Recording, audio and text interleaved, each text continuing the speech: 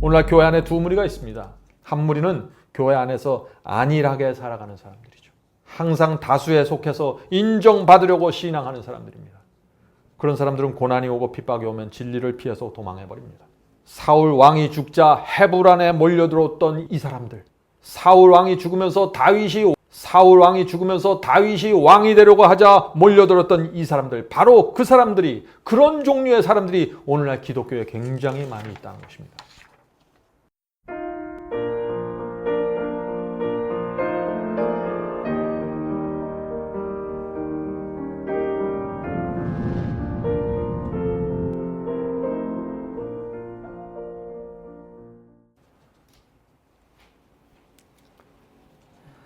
요즘 우리는 전에 한 번도 경험하지 못한 세상을 살고 있습니다. 요즘 제가 가장 많이 듣는 이야기는 두렵다는 이야기입니다. 교회 문이 닫히고 경제가 흔들리면서 사람들은 심각한 두려움을 느끼고 있는 것입니다. 예수께서 오실 때가 가까우면 가까울수록 세상은 점점 더 힘들어질 것입니다. 성도 여러분, 그렇다고 해서 우리가 주저앉아서 울기만 할 수는 없는 것입니다. 주의 말씀과 약속을 붙잡아야 합니다. 내 생애를 되돌아보면서 내가 정말 무슨 문제가 있는지 회개해야 합니다. 돈과 재물이 없을지라도 믿음으로 말씀을 붙잡고 이 고통의 시간을 통과해야 됩니다. 그렇게 할 때 하나님께서 저와 여러분을 지켜주시고 보호해 주실 것입니다. 성도 여러분, 이 바울은 깊은 고통 속에서 놀라운 말씀을 했습니다. 갈라디아 6장 17절입니다. 갈라디아 6장 17절. 누구든지 나를 괴롭게 하지 말라. 내가 내 몸에 예수의 흔적을 가졌노라. 바울의 몸에 가지고 있었던 이 예수의 흔적이 무엇입니까? 등에 맞은 채찍 자국이 예수의 흔적입니다. 굶고 배고픔을 당한 흔적입니다. 감옥에서 착고를 차고 있던 그 흔적입니다. 고난이 바울의 몸에 예수의 흔적을 깊이 남겼습니다. 성도 여러분, 이 고통의 시간은 우리의 몸에도 예수의 흔적을 남기는 때입니다. 전염병이 창궐하고 경제가 흔들릴 때 예수의 흔적이 우리 속에 남게 되는 것입니다. 이런 면에서 오늘 우리가 말씀을 좀 살펴보려고 하는 것입니다. 성도 여러분, 제가 질문을 드리면서 말씀을 시작하려고 합니다. 질문은 이것입니다. 하나님께서는 왜 노아를 택하셔서 홍수에 대한 기별을 주셨을까요? 그 당시에 하나님을 믿는 사람들이 많이 있었습니다. 주의 말씀을 전하는 설교자들도 많이 있었습니다. 그런데 왜 하나님께서 노아를 선택하고 부르셨을까요? 왜냐하면 노아는 충돌의 사상이 있었습니다. 노아는 하나님의 말씀이라면 세상과도 충돌하고 교회와도 충돌할 수 있다는 사상을 갖고 있었습니다. 성도 여러분, 지금 이 시대에 우리가 바로 그런 신앙이 필요한 것입니다. 연어가 강물을 역류하면서 올라갈 때 강물과 충돌하면서 올라가서 결국 고향에 도달하는 것처럼 우리도 이 세상과 역류하고 세상과 충돌해야만 하늘 본향에 갈 수 있는 것입니다. 그것이 바로 예수께서 이 땅에 사셨을 때 가신 길입니다. 히브리서 13장 말씀을 읽겠습니다. 히브리서 13장입니다. 히브리서 13장 12절부터 14절. 예수도 자기 피로써 백성을 거룩하게 하려고 성문 밖에서 고난을 받으셨느니라. 지금 예수께서 예루살렘 성문 밖에 나가서 고난을 받으셨다고 했습니다. 성문 밖에서 십자가에 못 박히신 것이죠. 왜 성문 밖으로 예수께서 나가셔야 했을까요? 그 당시 유대 민족과 예루살렘 교회의 인정을 받지 못했기 때문입니다. 계속해서 읽겠습니다. 성문 밖에서 고난을 받으셨느니라. 그런즉 우리는 그 능욕을 지고 영문 밖으로 그에게 나가서. 무슨 말씀입니까? 우리도 예수께서 당하신 그 능욕을 지고 영문 밖으로, 예루살렘 성 밖으로 나가야 한다는 것입니다. 왜 그럴까요? 예수께서 가신 길을 그대로 우리가 따라가야 하기 때문에 그렇다는 것입니다. 그래서 그리스도를 따르는 사람들 몸에는 예수의 흔적이 생기게 되는 것입니다. 왜 생깁니까? 능욕을 지고 예루살렘 영문 밖으로 나갔기 때문에 생기는 흔적입니다. 성도 여러분, 마지막 시대에 이 진리를 이해하는 사람들이 얼마나 많을까요? 계속해서 읽겠습니다. 그런즉 우리는 그 능력을 짓고 영문 밖으로 그에게 나가서 우리가 여기는 영구한 도성이 없고 오직 장차 올 것을 찾나니. 성도 여러분, 이 땅에는 우리가 영원히 거할 수 있는 도성이 없습니다. 영원한 도성은 예수께서 재림하실 때 우리가 들어가는 것입니다. 지금 이 세상은 유례 없는 혼돈의 시간을 가지고 있죠. 지금은 하늘만 바라보지 않으면 두려움의 늪에 빠질 수밖에 없는 때입니다. 하나님께서 지금 이런 상황에서 우리를 보호해 주시고 인도해 주셔야 되는 것입니다. 그것이 우리에게 유일한 소망입니다. 오늘 우리는 사울과 다윗 이야기를 살펴보려고 합니다. 우리가 이 이야기를 통해서 어떤 신앙을 가져야 될지 우리가 들여다보게 되기를 제가 간절히 바랍니다. 사울왕 시대에 이스라엘 백성이 둘로 나눠지게 됐습니다. 한쪽에는 사울 왕과 예루살렘 교회의 인정을 받는 사람들이 있었습니다. 또 다른 쪽에는 예루살렘의 인정을 받지 못하는 사람들이 있었죠. 사울 왕의 인정을 받지 못하는 사람들이 있었습니다. 그들이 누구입니까? 그들이 바로 다윗과 그를 따르는 아주 적은 무리였습니다. 왜 이런 일이 생기게 되었습니까? 블레셋을 격퇴하고 돌아오는 길에 사람들이 사울이 죽인 자는 천천히요 라고 노래할 때 또 다른 무리가 다윗이 죽인 자는 만만히로다 라고 화답을 했습니다. 여기서 문제가 생긴 것입니다. 이스라엘의 왕은 사울인데 지금 백성들이 다윗을 칭송하고 있는 것입니다. 그것이 사울 왕의 마음에 불타는 질투심과 분노를 일으켰던 것입니다. 바로 그때부터 이 다윗은 사울 왕의 미움을 받게 되었고 도망자의 신세가 되었습니다. 물론 다윗은 억울했습니다. 그러나 이스라엘의 누구도 다윗의 편에 서지 않았습니다. 왜 그랬을까요? 사울 왕의 반대편에 설 때 불이익을 당한다는 것을 알기 때문이죠. 어떤 어려움이 생기는지 아는 것입니다. 그래서 무엇이 진리이고 무엇이 잘못인지 알았지만 사울 왕의 편에 남아있는 것입니다. 사울 왕은 점점 더 완악해져서 나중에는 어떻게 됐습니까? 하나님께서 금하신 신접한 여인까지 찾아가서 도움을 청했죠. 사울은 하나님께 대한 신앙을 완전히 잃어버렸습니다. 그런데 놀라운 것은 대부분의 이스라엘 백성이 여전히 그런 사울 왕을 지지하고 그에게 충성을 바쳤다는 것입니다. 왜 그랬을까요? 대부분의 사람들이 예루살렘 교단의 인정 속에서 신앙하기 원했던 것입니다. 성도 여러분, 이스라엘 백성은 다 알았습니다. 하나님께서 이미 오래전에 선지자 사무엘을 통해서 다윗에게 기름 부었다는 사실을 알고 있었습니다.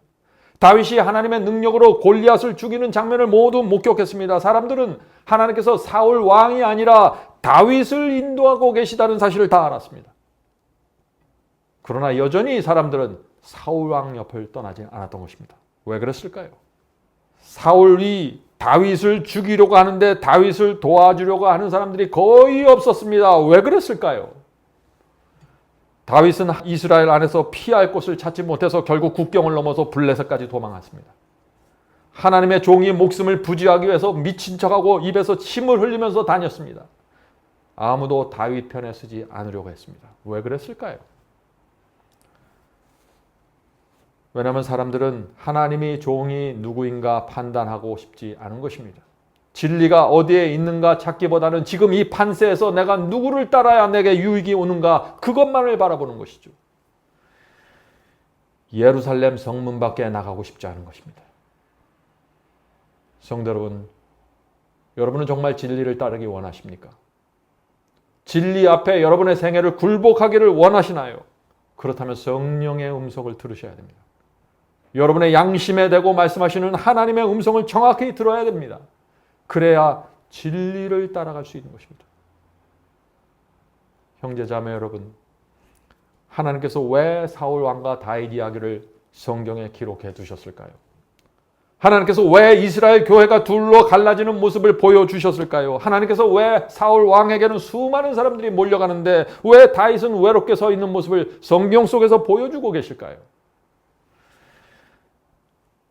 오늘날 이 시대에 이 질문에 대한 답을 갖고 있는 성도들이 마지막 시대에 하나님의 인도하심을 끝까지 받게 될 것입니다. 마지막 때는요, 예수님을 사랑하기만 하면 되는 것이 아니에요. 사탄이 우는 사자처럼 다니면서 택하신 자들까지 미혹한다고 했습니다. 그런 때 저희가 살고 있는 것입니다. 사울 왕이 죽을 때까지 다윗과 그를 따르는 소수의 사람들은 도망치면서 살 수밖에 없었습니다. 다윗은 모든 인간의 지지로부터 끊어진 것처럼 보였습니다. 그가 가졌던 모든 특권이 사라졌습니다. 요즘 경제가 무너지면서 살기 정말 힘든 세상이 되었죠. 돈이 말라 들어가고 있습니다. 이전에 누리던 우리의 삶과 우리의 특권이 잃어버리고 있는 것입니다. 지금 이런 때 우리가 다윗의 생애를 봐야 되는 것입니다. 다윗이 어떻게 살았는지. 사울은 다윗을 이스라엘에서 추방했습니다. 이 블레셋 사람들은요, 다윗을 그들의 진영에서 또 몰아내려고 했어요. 그 원수인데 자기 살고 있는 진영에 두려고 하겠어요? 아말렉 사람은 다윗의 성읍을 쳐들어가서 약탈해 버렸습니다. 다윗은 오갈 데가 없는 사람이 되었어요. 그의 아내들, 자녀들 포로가 되었습니다. 친한 친구들까지 다윗에게 등을 돌렸고 대적했습니다. 다윗을 오히려 죽이겠다고 위협했습니다. 이런 상황에서 다윗이 어떻게 했을까요? 다윗의 몸에 예수의 흔적이 남겨지게 되는 것입니다. 성도 여러분, 다윗은 자신이 처한 이 고통스러운 환경에 매달리지 않고 하나님을 바라봤다고 했습니다. 그래서 성경은 다윗이 여호와 하나님을 힘입어서 용기를 얻었더라라고 기록하고 있는 것입니다. 모든 상황이 잘 돌아가고 재물이 풍부하고 상황이 아주 멋있게 이루어질 때 지금 이 말씀이 나오는 것이 아닙니다. 말할 수 없는 어려움에 있을 때 다윗은 자신의 과거를 되돌아보았습니다. 하나님께서 단 한 번도 그를 못 본 척하지 않고 버리지 않으셨던 사실을 기억했습니다. 여기서부터 용기가 나오고 소망이 나오는 것입니다. 다윗은 하나님께서 베푸신 은혜의 증거들을 회상하면서 영적으로 살아나고 용기 충천했습니다. 성도 여러분, 지금 이 시대에 바로 이 신앙이 필요한 것입니다. 우리도 그렇게 해야 되는 것입니다. 여러분 주변에서 펼쳐지고 있는 상황과 그 무너져가는 상황 매달리지 마세요. 하나님께서 여러분을 태어나면서부터 지금까지 어떻게 인도해 오셨는지, 어떻게 포기하지 않으셨는지 그 하나님을 잊지 말아야 되는 것입니다. 지금도 여전히 하나님께서는 같은 마음으로 우리를 인도해 주고 계십니다.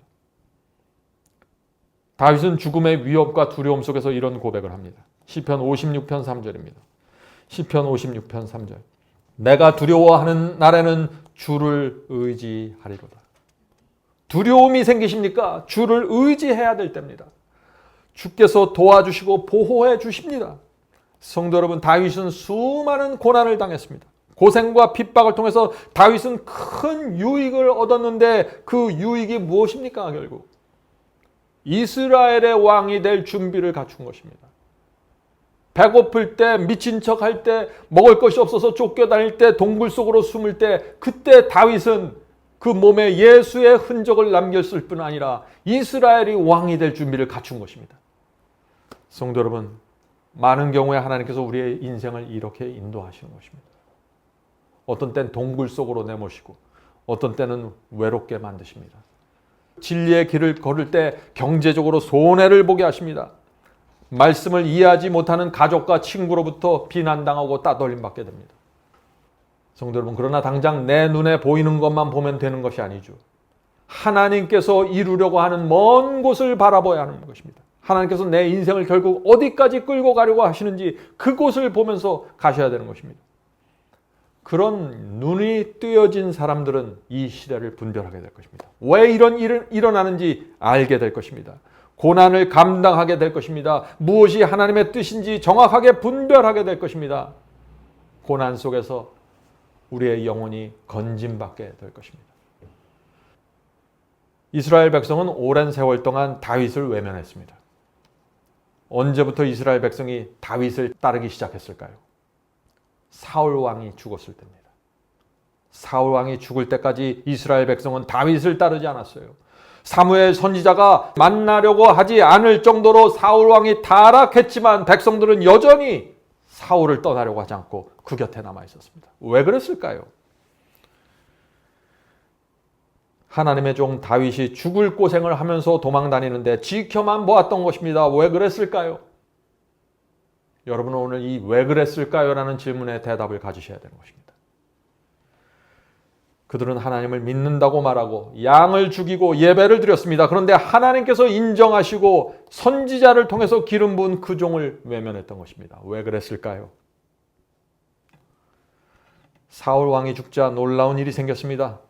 갑자기 이스라엘의 모든 백성들이 다윗에게 몰려오기 시작했습니다. 역대상 11장 1절입니다. 역대상 11장 1절. 온 이스라엘이 헤브론에 모여 다윗을 보고 가로되 우리는 왕의 권력이니이다. 지금 무슨 말을 하는 거예요? 헤브론에 모여든 이스라엘 백성들이 지금 무슨 얘기를 하고 있는 것입니까? 다윗이여 우리는 왕의 권력입니다. 가족이고 친족입니다. 이제 우리가 당신을 왕으로 섬기기 원합니다. 어떻게 이렇게 얼굴을 갑자기 바꿀 수 있을까요? 하나님을 믿는다고 말하는 사람들이 이렇게 얄팍해도 되는 것입니까? 성도 여러분, 이스라엘 백성이 왜 다윗에게 왔습니까? 이제 다윗이 주도권을 잡았다는 것을 아는 것이죠. 많은 그리스도인들이 이렇게 살아갑니다. 어떤 교회를 다녀야 내게 유익이 오는지 그것을 생각하면서 살아가는 것입니다. 어떤 말씀을 믿어야 내가 행복해지는지, 무엇이 주님의 뜻이고 무엇이 주께서 가신 길이라는 건 생각하지 않는 것이에요. 내게 어떻게 해야 내가 행복하고, 내가 어떻게 해야 내게 은사가 오고, 내가 어떻게 해야 축복을 받고, 내가 어떻게 해야 이 어려움을 피할 수 있을까? 나만 생각하면서 따라가는 것입니다. 그것이 이스라엘 백성의 모습이었습니다. 그런데 이제 다윗에게 가도 불이익이 생기지 않고 핍박도 당하지 않고 오히려 큰 유익을 얻을 수 있는 것입니다. 다윗의 기득권층으로 내가 들어갈 수 있는 기회가 생긴 것이죠. 사람들이 수없이 몰려오는 것입니다. 오늘 이런 정신이 기독교에 팽배한 것입니다. 진리 때문에 능욕을 받고 영문 밖으로 나가는 정신이 사라져버렸습니다. 30년 전에는 기독교에서 이단이었던 교회도 교인 숫자가 10만 명, 수십만 명이 되면 정통으로 인정이 됩니다. 이것이 기독교의 현실입니다. 성도 여러분, 사울 왕을 따르던 이스라엘의 정신이 오늘날 기독교에 깊이 들어와 있습니다. 사울 왕을 따랐던 이 이스라엘의 정신이 무엇인가요? 하나님께서 무엇라고 말씀하시는지 관심이 없는 것입니다. 무엇이 진리인지 생각하지 않는 것입니다. 아무리 하나님의 뜻이라고 할지라도 고난을 당하게 되면 외면해버리는 정신이죠. 성도 여러분, 진리와 함께 고생하고 진리를 위해서 핍박받는 정신이 없으면은 여러분은 그리스도인이 아닙니다. 주님과 함께 영문 밖에 나가 능욕을 당하고 고난당하는 신앙이 있지 않으면은 여러분은 하나님의 자녀가 아닙니다. 마지막 환난을 위해서 전혀 준비되어 있지 않은 것입니다. 마지막 환난이 무엇인가요? 이 지구 전체를 향해서 홀로 서 있는 신앙입니다. 잘 생각해 보세요. 지금 우리가 어떤 신앙을 가져야 되는지. 예수께서는 우리에게 이런 신앙을 가지라고 하십니다. 마태복음 11장 12절입니다. 마태복음 11장 12절. 천국은 침노를 당하노니 침노하는 자는 빼앗느니라. 무슨 뜻입니까? 천국은 침노하는 정신을 가진 성도들만 들어갈 수 있다는 것이에요. 성을 침노한다는 것은 뭐예요? 그 성을 얻기 위해서 공격해서 들어가서 빼앗는다는 것입니다. 천국은 빼앗아 내는 것이에요. 아주 적극적인 신앙이 있어야 되는 것입니다. 예수께서 왜 침노하는 신앙을 요구하실까요?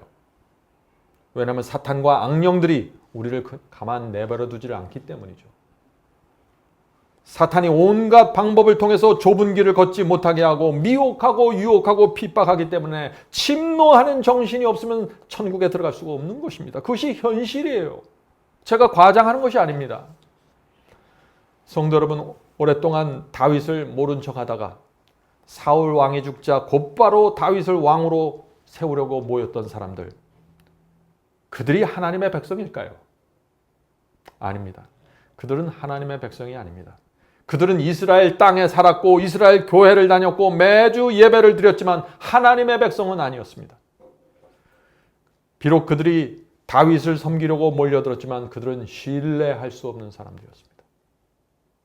그들은 나중에 다윗의 아들 압살롬이 반역을 일으켰을 때 압살롬의 편에 가담해서 오히려 다윗을 죽이려고 또 등을 돌렸던 사람들이죠. 상황에 따라 흔들리는 사람들. 어느 쪽에 더 큰 떡이 있나 바라보는 사람들.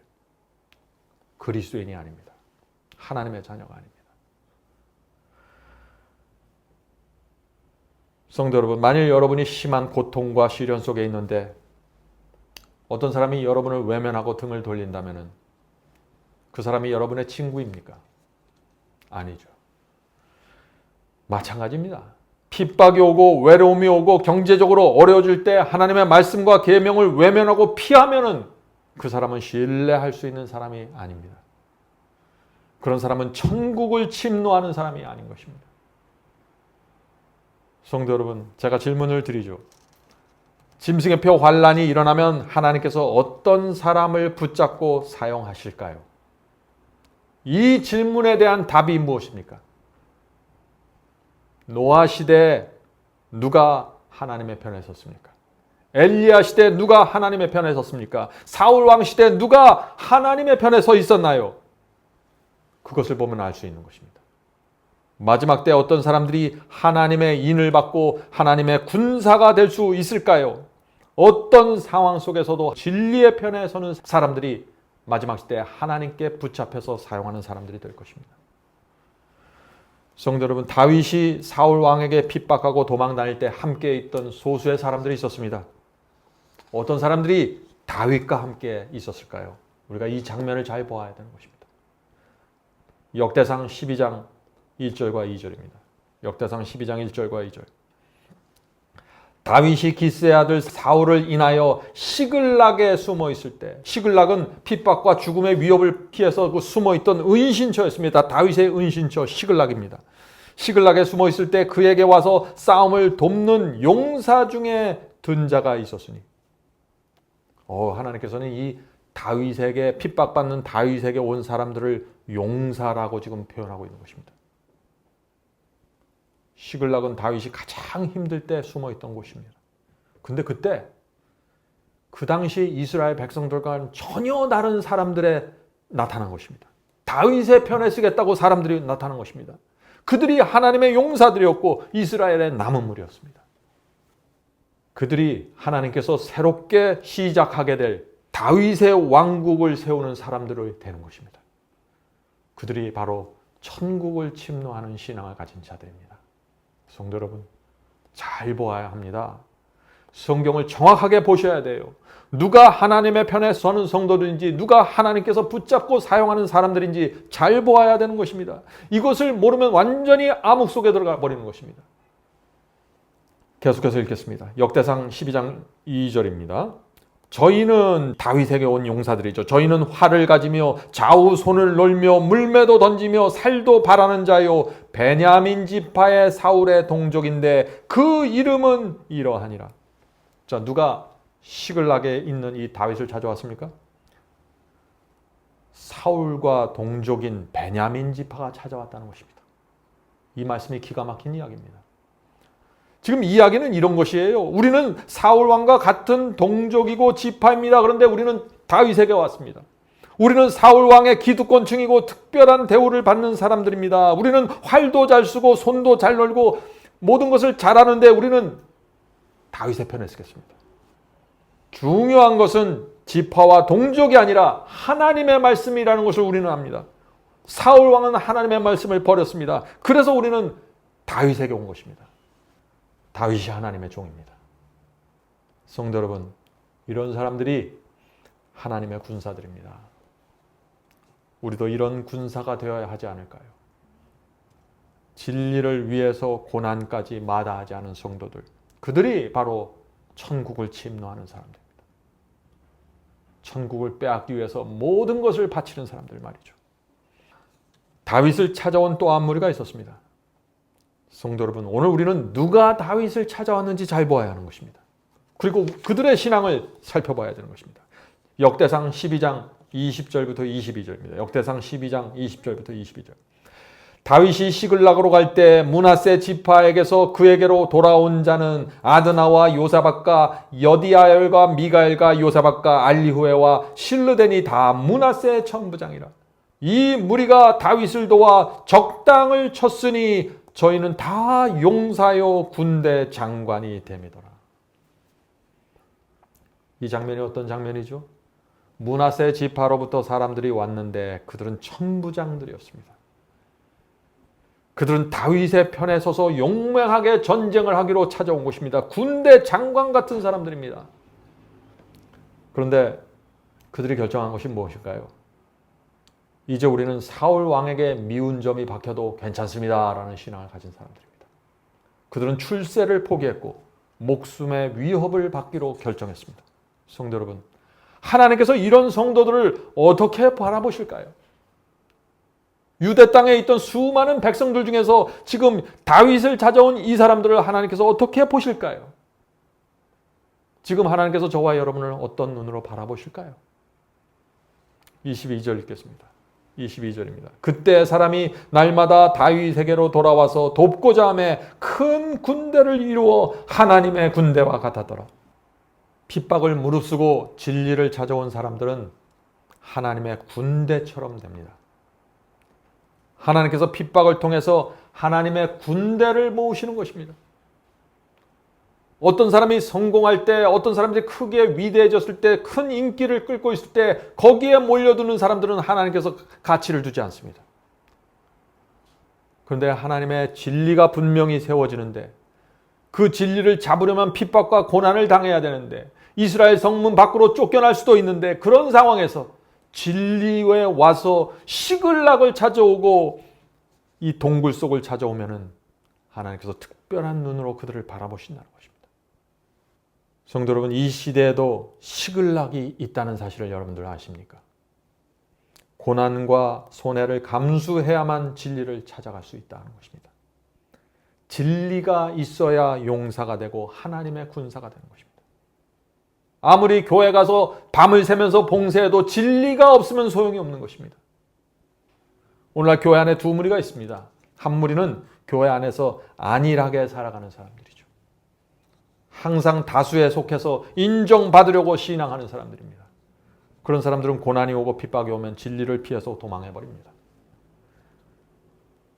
사울 왕이 죽자 헤브론에 몰려들었던 이 사람들, 사울 왕이 죽으면서 다윗이 왕이 되려고 하자 몰려들었던 이 사람들, 바로 그 사람들이, 그런 종류의 사람들이 오늘날 기독교에 굉장히 많이 있다는 것입니다. 다른 한 무리는 진리가 무엇인지 분별하고 찾아가는 사람들입니다. 인간의 눈으로 볼 때 다윗은 쫓긴 받는 자입니다. 도망자입니다. 그런데 하나님께서 다윗과 함께 하셨습니다. 시글락에 찾아온 사람들이 바로 그런 사람들입니다. 다윗을 찾으러 온 것이 아니죠, 이 사람들이. 진리가 있기 때문에 찾아온 것이에요. 이 사람들은 사람을 섬기는 사람들이 아닙니다. 진리가 있는 곳을 따라가는 사람들이죠. 오늘날에도 그런 사람들이 있습니다. 그런 사람들이 바로 이 시대의 남은 무리입니다. 성도 여러분, 하나님께서 이 사울 왕과 다윗 이야기를 통해서 우리에게 무엇을 가르쳐 주시고 계십니까? 어떤 메시지를 우리가 받아야 될까요? 이 다윗은 사울에게 쫓겨서 결국에는 아둘람 동굴 속까지 피신하게 됩니다. 자, 그런 상황에서도 다윗에게 오는 사람들이 있었습니다. 어떤 사람들입니까? 사무엘상 22장 1절과 2절입니다. 사무엘상 22장 1절과 2절. 다윗이 그곳을 떠나 아둘람 굴로 도망하매, 자, 도망하는 것입니다. 아둘람 굴로 도망해서 들어가는 것입니다. 그 형제와 아비의 온 집이 듣고는 그리로 내려와서 그에게 이르렀고 환난당한 모든 자와 빚진 자와 마음이 원통한 자가 다 그에게로 모였고 그는 그 장관이 되었으며 그와 함께한 자가 400명가량이었더라. 어떤 사람들이 아둘람 굴로 찾아왔습니까? 가족들이 물론 있었겠죠. 그리고 세 종류의 사람들이 있었습니다. 환난당한 자들, 돈을 갚지 못해서 빚진 자들, 마음이 원통한 자들이 모였습니다. 몇 명이 모였다고 했어요? 400명이 모였습니다. 다른 사람들은 다윗에게 오지 않았는데 왜 환난당한 자들, 빚진 자들, 원통한 자들이 다윗에게 왔을까요?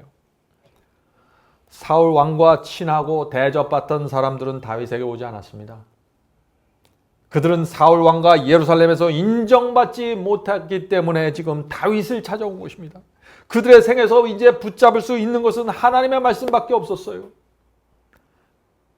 그래서 어둡고 침침하고 먹을 것이 없었던 그 아둘람 굴로 찾아온 것입니다. 성도 여러분, 지금도 마찬가지입니다.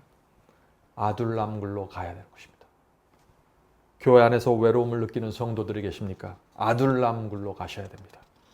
신앙 때문에 따돌림 당하는 성도가 계십니까? 아둘람굴로 가야 되는 것입니다. 정직하게 살려고 했는데 억울함을 당한 자들이 있습니까? 가난에 쪼달리고 빚에 쫓기는 분들이 계신가요? 아둘람굴이 여러분에게 필요한 동굴입니다. 간절히 원하는 자는 성령께서 진리의 아둘람굴을 보여주실 것입니다. 아둘람굴은 시글락은 인기 없는 장소였습니다. 그런데 그곳을 알아보는 성도들이 있다는 것입니다. 남은 물입니다. 성도 여러분, 다윗이 고난당할 때 시글락에 모인 사람들 소수였습니다. 아둘람굴에는 400명이 있다고 했습니다. 그러나 헤브론에서 왕좌에 오를 때는 모든 이스라엘이 거의 다 모였던 것입니다. 하나님께서 다윗의 왕국을 세우는데 누구를 중심으로 그러면 세우셔야 했을까요? 당연히 시글락의 용사들이고 당연히 아둘람굴에 모였던 400명입니다. 그들이 이스라엘의 남은 무리였고 하나님께서는 그들을 통해서 새롭게 시작하는 다윗의 왕국을 출발시켰던 것입니다. 성도 여러분, 여러분은 남은 생에 어떻게 사시겠습니까? 시글락 피하지 마세요. 아둘람굴을 피하면 안 됩니다. 성도 여러분, 하나님께서 왜 구약 성경에 이스라엘 백성이 사울 편과 다윗 편으로 갈라지는 이 이야기를 기록해 두셨을까요? 영을 분별하는 법을 가르쳐 주기 위해서입니다. 교회가 혼탁하고 세속으로 덮여 있을 때, 진리와 오류가 섞여 있을 때 어떻게 시글락을 찾아가고 어떻게 아둘람굴을 찾을 수 있는지 보여주기 위해서 성경에 이 말씀이 기록되어 있는 것입니다. 여러분은 시글락과 아둘람굴을 원하십니까? 정말 원하면 천국을 침노하는 신앙으로 들어가야 되는 것입니다. 이거 외에 다른 길이 없어요. 희생과 헌신을 길을 가야 되는 것입니다. 누가복음 14장 25절부터 33절입니다. 누가복음 14장 25절부터 33절. 허다한 무리가 함께 갈새 예수께서 돌이키사 이르시되. 자, 지금 예수께서 길을 가는데 허다한 무리가 지금 예수를 따르고 있습니다. Great multitude라고 말하고 있어요. 수많은 사람들이 예수님을 지금 애워싸고 따라가고 있는 것입니다. 그런데 예수께서 그 수많은 무리들, 자신을 따르려고 하는 그 수많은 무리들을 향해서 놀라운 얘기를 하십니다. 물은 내게 오는 자가 자기 부모와 처자와 형제와 자매와 및 자기 목숨까지 미워하지 아니하면 능히 나의 제자가 되지 못하고 누구든지 자기 십자가를 지고 나를 쫓지 않는 자도 능히 나의 제자가 되지 못하리라. 성도 여러분, 예수님의 말씀은 분명합니다. 왜 이스라엘 백성이 다윗의 편에 서지 않았습니까?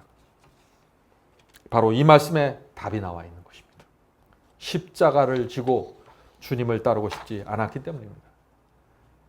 다윗의 편에 서려면 대가를 지불해야 된다는 사실을 알았기 때문이죠. 그래서 다 사울 곁에 남아있던 것입니다. 자, 28절 보겠습니다. 누가복음 14장 28절입니다. 너희 중에 내가 망대를 세우고자 할진대 자기의 가진 것이 준공하기까지에 족할는지 먼저 앉아 그 비용을 예산하지 아니하겠느냐. 이 말씀이 무슨 뜻일까요? 예수께서 지금 말씀하시는 것입니다. 너희가 망대를 세우려고 하면 미리 건축 비용을 계산을 해보지 않겠느냐라고 물으시는 것입니다. 먼저 계산을 한 다음에 건축을 시작하는 것이 아닌가라고 묻는 것이죠. 무슨 뜻인가요? 너희가 나를 따르고 싶으면 먼저 계산을 해보라는 것입니다. 나를 따라서 좁은 길을 가려면, 진리의 길을 걸으려면 어떤 대가를 치러야 하고 어떤 고난을 감수해야 되는지 미리 생각하고 좀 오라는 것입니다. 예수께서 왜 이런 말씀을 하셨을까요? 천국에 가려면 정확하게 대가를 지불해야 합니다. 그것은 희생과 손해입니다. 핍박입니다. 아둘람굴입니다. 시글락입니다. 아무 생각 없이 주님을 따라오다가 중간에서 배신하고 넓은 길로 가버리면 어떻게 해요? 가룟 유다처럼 말이죠. 하나님의 영광을 크게 가리우게 되는 것입니다. 그래서 미리 따져보고 나를 따라오라고 말씀하시는 것입니다. 또 하나의 이유가 있습니다. 너희가 미리 계산을 해보면은 나를 따르는데 얼마나 비용이 드는지 미리 계산해 보면은 너희가 크게 남는 장사를 한다는 것을 알게 될 거야 라고 말씀하시는 것입니다. 다시 말해서 너희가 지금은 좁은 길을 걷는 것 같고 마치 대가와 희생을 지불하는 것처럼 보이지, 그러나 결국에는 너희가 엄청난 이익을 갖게 된다는 것을 알게 될 거야. 왜냐하면 너희는 결국 영생과 우주라는 엄청난 상을 받게 될 것이기 때문이지. 예수께서 말씀하시는 것이 바로 이것입니다. 성도 여러분, 잘 생각해 보셔야 됩니다. 이 땅에서 어떤 희생을 치룰지라도 그것을 손해라고 생각하시면 안 됩니다. 여러분은 엄청나게 많은 이익을 남기는 장사를 하게 될 것입니다. 저와 여러분의 인생이 끝날 때 지구에 사는 모든 사람들이 부러워할 만한 유산을, 하늘의 유산을 받게 될 것입니다. 우리는 그것을 보면서 주님을 따르는 것입니다. 자, 33절 보겠습니다. 33절. 이와 같이 너희 중에 누구든지 자기의 모든 소유를 버리지 아니하면 능히 내 제자가 되지 못하리라. 성도 여러분, 이것이 진리입니다. 자꾸 이것을 이상하게 해석하려고 하지 마세요. 제 말을 그러나 오해하시면 안 됩니다. 저는 전 재산을 바쳐야 예수님의 제자가 된다, 그런 말씀을 하는 게 아니죠. 진리를 순종하기 위해서 감당해야 될 몫이 있다는 것입니다. 분명한 대가가 있는 것입니다. 그것은 예수께서 원하시는 대가가 아니라 사탄이 이 세상을 지배하고 있기 때문에 그 대가를 지불하지 않으면 누구도 예수께서 인도하시는 그 길을 갈 수 없다는 것입니다. 지금 이 세상에 우주의 전쟁이 벌어지고 있고 하나님과 사탄의 전쟁이 벌어지고 있는 것입니다. 누구든지 하나님의 편에 온 마음을 다해서 가려고 할 때 사탄이 가만히 있지는 않는다는 것입니다. 대가를 지불하기 전에는 누구도 가지 못하게 이 세상의 시스템을 만들어 놓은 것입니다. 예수께서 제자에 대한 진리를 세우시자 예수님을 따르던 그 수많은 허다한 무리들이 어떻게 됐습니까? 다 떠나버렸습니다. 예수께서 떡과 물고기를 나눠줄 때는 수많은 사람들이 모였습니다. 앉은 뱅이를 고치고 죽은 자를 살릴 때는 수많은 사람들이 환호했어요. 호산나를 불렀습니다. 그런데 예수께서 제자가 되라는 호소를 하시자 거의 모든 사람들이 떠나가 버렸습니다. 성도 여러분, 바로 이 정신이 사울 왕의 곁에 남아있던 사람들의 정신이었습니다. 사울 왕을 따르는 사람들이 매 시대마다 교회를 채우고 있는 모습이 있는 것입니다. 여러분들 그 모습을 보십니까? 눈을 떠서 보아야 하는 것입니다. 지금 우리 주변에 어떤 상황이 벌어지고 있는지 보아야 되는 것입니다. 예수께서 세우신 이 진리를 보지 못하면 어떻게 될까요? 사울 왕 편에 서서 넓은 길을 가면서 예배드리고 헌금드리고 모든 종교의식을 하다가 멸망당하게 되는 것입니다. 많은 사람들이 오늘날 교파와 교단의 인정만을 추구하죠. 주님을 따라서 영문 밖으로 나가서 고난받는 것을 전혀 그것이 무엇인지 모르는 것입니다. 바울도 정확한 진리를 세웠습니다. 바울의 말씀을 들어보세요. 디모데후서 2장 3절과 6절입니다. 디모데후서 2장 3절부터 6절. 네가 그리스도 예수의 좋은 군사로 나와 함께 고난을 받을지니. 자, 예수님의 군사가 되려면 무엇을 받아야 된다고 했어요? 고난입니다. 고난까지 받기로 약속해야 그리스도의 군사가 될 수 있다는 것입니다. 왜 그럴까요? 하나님과 사탄의 전쟁이 벌어지고 있는데 고난까지 받기로 결정한 성도들이 아니면 예수께서 인도하실 수가 없는 것입니다. 어린 양이 인도하는 대로 따라올 수가 없는 것입니다. 따라가려고 하면 고난이 생기고 따라가려고 하면 손해가 생기기 때문에 사람들이 다 포기해버리는 것입니다. 계속해서 읽어보죠. 군사로 다니는 자는 자기 생활에 얽매이는 자가 하나도 없나니 이는 군사로 모집한 자를 기쁘게 하려 함이니라. 놀라운 말씀입니다. 군인은 자기 생활에 얽매이지 않죠. 우리도 내 생활에 얽매여 버리면은요 아무것도 못해요. 하나님을 기쁘게 하는 삶을 살 수가 없습니다. 제가 가정의 의무를 다하지 말라는 이야기가 아닙니다. 그러나 얽매지 말라는 것입니다. 하나님의 군사는 하나님을 기쁘게 하는데 초점을 맞춰줘야 된다는 것이죠. 군사기 때문에 그런 것입니다. 나를 기쁘게 하는 신앙이 아니라 우리의 대장 그리스도 하나님을 기쁘게 하는데 맞춰줘야 된다는 것입니다. 계속해서 읽어보죠. 경기하는 자가 법대로 경기하지 아니하면 면류관을 얻지 못할 것이며 수고하는 농부가 곡식을 먼저 받는 것이 마땅하니라. 이 말씀이 무슨 뜻입니까? 경기하는 자, 게임을 하는 자는 게임의 룰대로 법대로 경기를 해야죠. 경기에 집중해야 되는 것입니다. 경기를 위해서 훈련해야 되는 것입니다. 농부도 마찬가지예요. 수고하고 땀을 흘려야 되는 것입니다. 그래야 곡식을 얻을 수 있는 것이죠. 성도 여러분, 우리 그리스도인도 마찬가지입니다. 믿기만 하면 다 된다고요? 누가 그런 말을 합니까? 집중하셔야 됩니다. 경건의 훈련을 해야 돼요. 수고해야 되고 눈물을 흘려야 되고 땀을 흘려야 됩니다. 그래야 열매가 맺습니다. 그리스도인은 하나님을 위해서 붙잡고 있는 것 내려놓을 줄 알아야 됩니다. 하나님을 위해서 내가 붙잡고 있는 것을 내려놓을 줄 알고 포기할 줄 알아야 됩니다. 그것이 그리스도인이에요. 많은 경우에 이렇게 살면은 사람들이 앞뒤가 꽉 막힌 답답한 사람이라고 그러죠. 좁은 길을 걸어가면은 답답하고 시야가 좁은 사람이라는 말을 들을 수도 있습니다. 진리대로 순종하면 마음이 좁은 사람처럼 보입니다. 사실은 아닌데 그렇게 살지 않는 사람의 눈에는 그렇게 보인다는 것입니다. 넓은 길을 가는 사람의 눈에 좁은 길이 이해가 되지 않는 것입니다.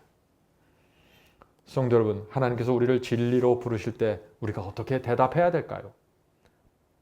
엘리사의 모습을 보세요. 열왕기상 19장 20절 21절입니다. 열왕기상 19장 20절 21절.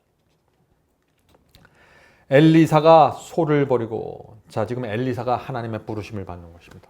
그때 엘리사의 모습을 보세요. 엘리사가 소를 버리고 엘리야에게로 달려가서 이르되 청컨대 나로 내 부모와 입맞추게 하소서. 그리한 후에 내가 당신을 따르리이다.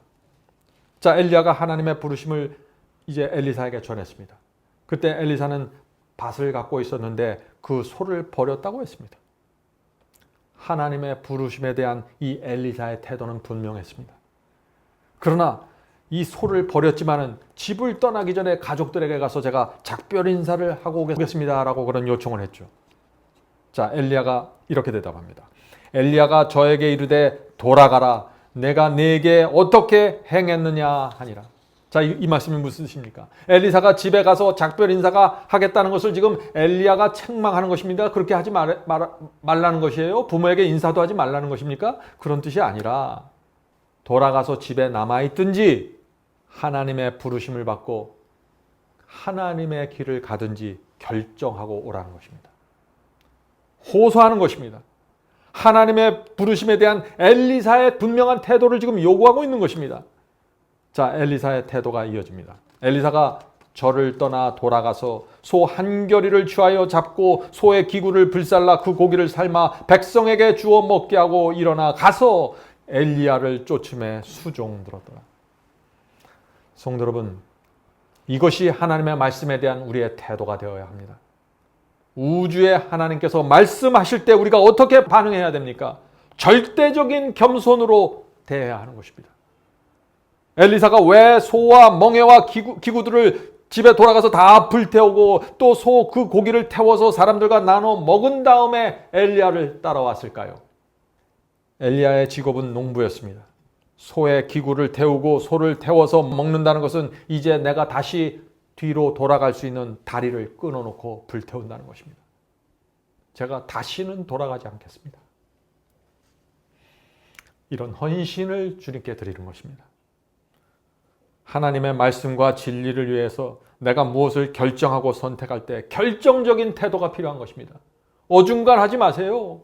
하나님을 따라가면서 그 중에서 내 인간적인 무엇을 추구하지 마세요. 순수한 마음으로 가세요. 우물쭈물하고 어정쩡하면 사탄에게 당합니다. 태도가 애매하면 사탄의 공격을 받고 쓰러지게 됩니다. 확고한 요새처럼 하나님의 곁에 서 있어야 됩니다. 그래야 그 확고한 모습을 보고 사탄이 포기하고 돌아서게 되는 것입니다. 여러분이 우물쭈물하고 애매할 때 사탄은 그 기회를 노리고 끊임없이 여러분을 공격하게 될 것입니다. 유혹을 불러들이지 마세요. 유혹을 물리쳐야 됩니다. 천국을 침노하는 신앙이 바로 이런 신앙입니다. 저는 오랫동안 말씀을 전하면서 말씀을 받는데 흔들리는 분들을 봤습니다. 애매하게 받는 분들을 많이 보았습니다. 그들 중 많은 분들이 확신을 잃어버리고 진리를 떠나갔습니다. 성도 여러분, 그런 사람의 몸에 예수의 흔적이 남겨질 수 있을까요? 남겨질 수 없는 것입니다. 성도 여러분, 우리의 인생에 기쁨이 오고 슬픔도 오고 고난도 올 수 있습니다. 인생의 희노애락이 그러나 우리가 가는 길을 막을 수 없는 것입니다. 우리의 신앙은 그것을 초월해야 되는 것입니다. 그것이 천국을 침노하는 신앙입니다. 기쁠 때는 감사의 노래를 부르면서 전진하십시오. 슬플 때, 고난당할 때는 불평하지 말고 인내하면서 하늘을 바라보면서 뚜벅뚜벅 가십시오. 그것이 우리의 몸에 예수의 흔적을 남기는 신앙입니다. 성령께서 그런 사람들을 끝까지 붙잡고 인도하셔서 하늘까지 데려다 주실 것입니다. 우리 모두 그런 천국을 침노하는 신앙 속으로 들어가게 되길 간절히 바랍니다.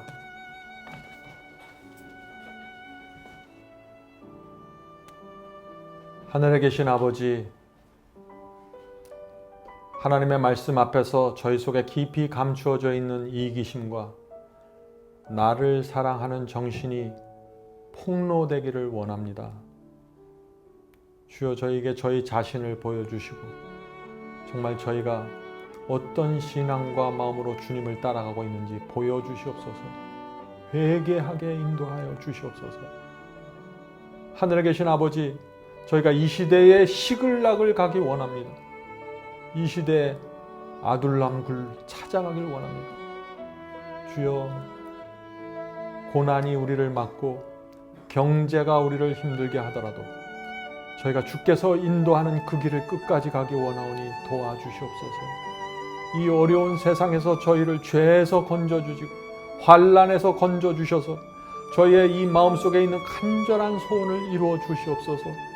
하늘에 계신 아버지, 하늘 본향을 사모하면서 가길 원합니다.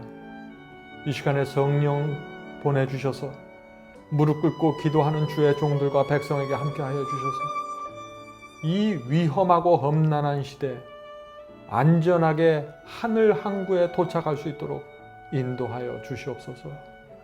예수님의 이름으로 간절하게 기도드립니다. 아멘.